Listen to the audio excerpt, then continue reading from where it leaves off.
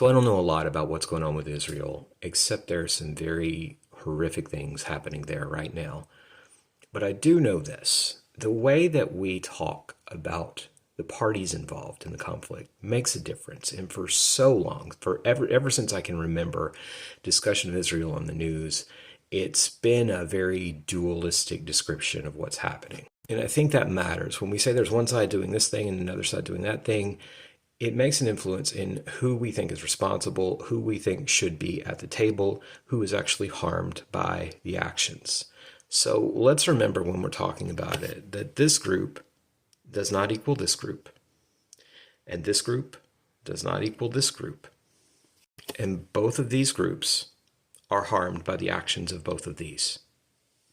And I would go as far to say that these two groups do not represent either of the groups of people up here that they claim to represent. Well, I am not equating these two. They are not the same. They do not function in the same way. They do not have the same international recognition. Trying to compare them is like trying to compare apples to spaceships. Furthermore, this group does not necessarily have anything to do with any of the previously mentioned groups. So unless they have expressed their opinion on the matter, do not make assumptions about what they think or don't think.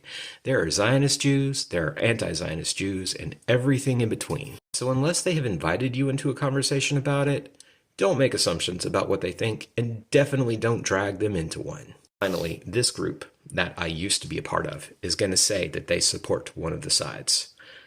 And I think sides here is a misnomer, as I said at the beginning of the video. One of the sides in the conflict. And I want you to remember what that support looks like. That support is based on their 150-year-old fan fiction about the rapture. And their support either looks like the coming of Armageddon and or the forced conversion of Jews in Israel. Don't trust them as far as you can throw them. That's all. This group that I used to be a part of is going to say that they support one of the sides. This is the only topic I'm going to weigh in on with regards to Israel and Palestine, because this is the only topic on which I have any particular experience or expertise to offer commentary. And my friend David is the only person I have seen acknowledge this topic on here. But there is a religious group in America that is essentially monolithic in its support of the state of Israel and is behind a lot of the political lobbying in terms of America's political support of the state of Israel. And it is not American Jews. It is, in fact, white evangelical Christians obsessed with the end times. And evangelical Zionism is not about standing in solidarity with Jews. It is not about dismantling anti-Semitism. It is about using Jews as pawns to get geopolitics to line up with what evangelical Christians believe has to happen in order to bring about the return of Christ, based on, as my friend David put it, their 150-year-old fan fiction about the end of the world. It is also a position that is deeply rooted in white supremacy.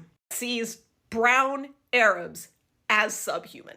I have never heard Palestinians dehumanized and described as the literal enemies of God by a Jewish person in the way I have from evangelical pulpits and evangelical pastors. See their Christianity so rooted in whiteness that they are oblivious to the fact that many Palestinian Arabs are indeed their fellow Christians. It's important we keep this a part of the conversation.